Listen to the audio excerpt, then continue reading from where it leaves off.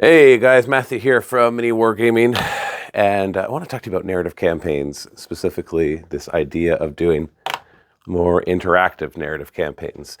So I'm not sure if you saw that we did that last 100 Guardsman campaign. So essentially in that one, Steve took on the role of the platoon commander, and he was given 100 Guardsmen exactly, and I put him through a series of missions against demons, and any Guardsman who died stayed dead, and that was a lot of fun. That campaign's actually up. The first episode's free. The rest is on the vault. But the cool thing about it, I had the idea, I'm like, hey, why not let people participate in it? Just, make a purchase on the store, on Mini Wargaming Forge, and you can name one of the guardsmen. And I threw that up in Discord. We sold almost all 100 seats really, really quickly. And I realized this is something people really want, that they want to be able to be part of these campaigns. And it works really well for us because it helps to fund everything. So back in the golden days, I'd say about 6-7 years ago, I could just make a narrative campaign and it would make enough money just from vault signups in order to cover all the costs and allow us to expand. That's not so much the case anymore for lots of reasons. One of them being that there's just so many people making really good videos out there, and they have their own memberships, and the rise of lots of other subscriptions and everything else. But this idea of an interactive campaign where you can participate by naming a character or something helps fulfill a couple of roles. One, it helps to support us so that we can afford to make the content. And the other thing it does is allows you to have some fun and be part of it and see your characters do something or die or whatever it happens to be. And so we're going to try it again. We're going to do another one, and I want to show you it, the Space Wolves versus Orcs mega campaign that you can be part of as well. So let's take a look at that. This is going to be a much bigger campaign than the last 100. Over here we've got roughly 5,000 points of orcs that Steve will be manning. And then over here we have about 4,500 points of Space Wolves. Now there's less Space Wolves, and you'll find out in the story, but they'll be having some advantages on the defensive side of things for the first few missions. We're going to be using a lot of the Crusade rules for these two armies, but then also doing a custom campaign that I'm going to be GMing. So Luca's going to be taking on the role of Space Wolves, Steve, the Orcs. So there's a few things kind of to look at with this, because this is a de-escalation campaign as opposed to a campaign that starts small and gets big. This one starts big and gets smaller, because as models die, they stay dead. With the exception of a few things, the characters will gain battle scars and other important things like a Dreadnought perhaps. Or the Morkanaut over there, maybe the Death Dreads, they'll gain battle scars rather than just being dead. But everything else, when it dies on the battlefield, it's perma-dead. And that way, things over time get smaller and smaller as we play a bunch of games. I'm thinking it's going to be about 9 games in total because of the way the Space Marine Crusade rules work. It works out really well for them to go through what they call these oath-sworn crusades. Each of them takes 3 games, and there's 3 of them, so we'll do 9. So if you want to be part of this, essentially you can name a character. And you do that, I have a link below, but there's basically a ticket that you can purchase on the Forge, forge.miniwargaming.com. And it's different prices. Like the cheapest one, of course, is a lowly grot. And then it goes up to like the boys, and then the Space Marine's a little more expensive. And then there's like the special one. So if you want to just be a regular boy, that's fine. But if you want to be like a Storm Boy or a Luda or something, that costs more, or a vehicle. And then the characters cost even more because they stay around, and obviously they're going to get more attention. And then lastly, the War Boss, and then the Space Wolf Captain are reserved for those who want to support us the most. And the fun thing is, even though there's a cost to these tickets, the ticket cost becomes 0 if you spend the same amount on the store. So if you go to the store and you add the item to your cart, so naming a character, because you need to add it to your cart because that's where you actually name it. You put your name in there. And then you go and you put an equivalent amount of anything in your cart. So let's say you got a $25 character. So if you find something worth $25 and put it in your cart, it'll automatically zero out the ticket price. So essentially, if something's $25, either you spend $25 in the store or you pay $25 for the ticket. And what that does is it puts your name on the bottom of the model.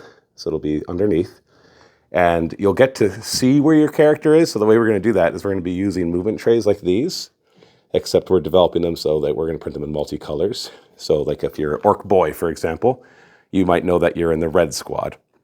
And so when you see the red squad, you know that you're in there somewhere. And then when you die, it'll show up on the screen, like in the corner right here, so-and-so died from this and this. It'll be cheeky little comments on how you died. And then at the end of the episode as well, there'd be like a in memoriam or a memorial, yes. And maybe we'll be doing something fun and cheesy to recognize all the people that were in there.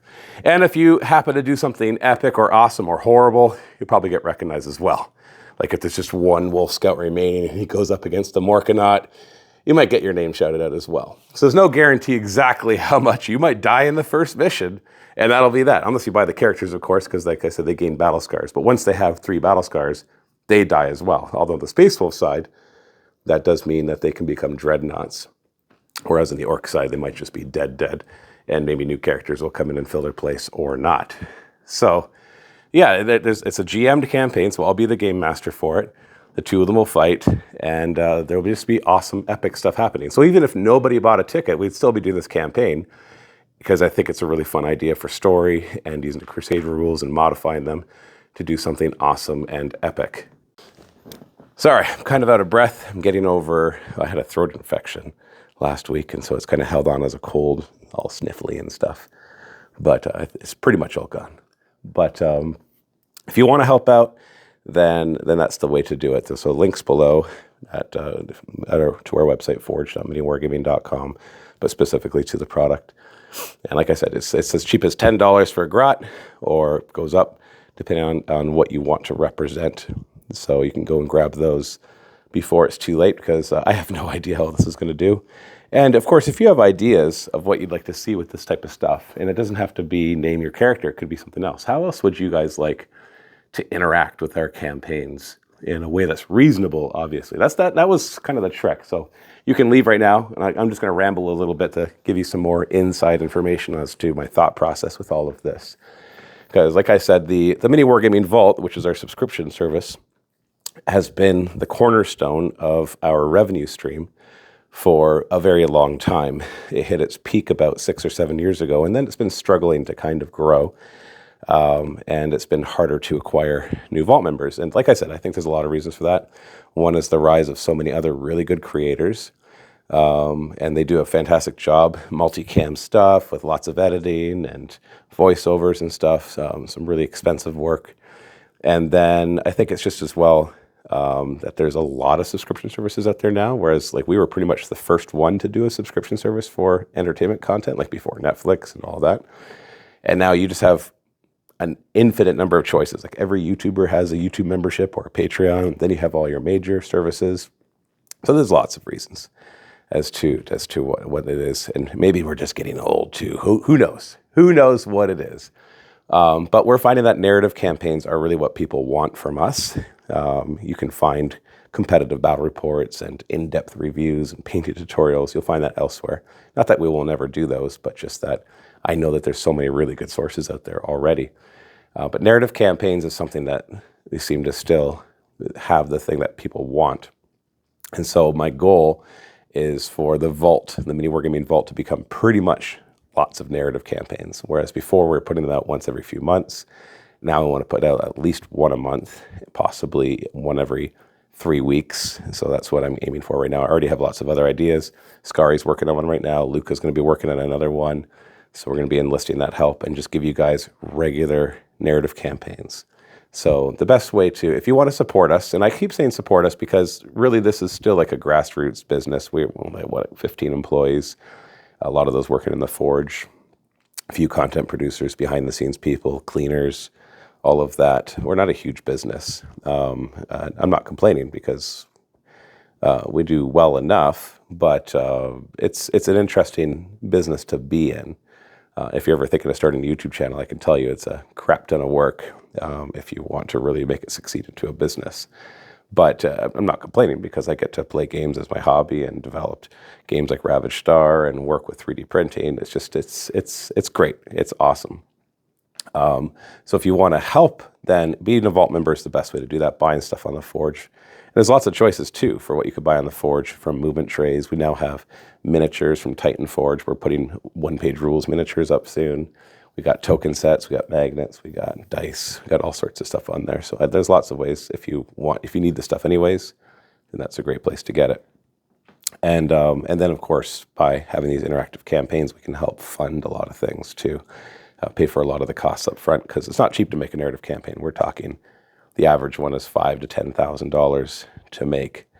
And so we got to make sure we see a return. And that's not including like overhead of the building and everything. That's just like wage cost and maybe like terrain that we're building and models that get painted and everything. Anyways, I'm just rambling at this point. If you're still with me here, I'd love to hear your feedback below on what you'd like to see and what would kind of spark your interest in being able to work with us, to keep watching and to want to see more of what it is that you're looking for. So anyways, going to leave off there. I got stuff I got to get to. I got a meeting in just a few minutes. But thanks so much for watching. If you're still here, then just let me know in the comments that you made it to the end. Happy wargaming.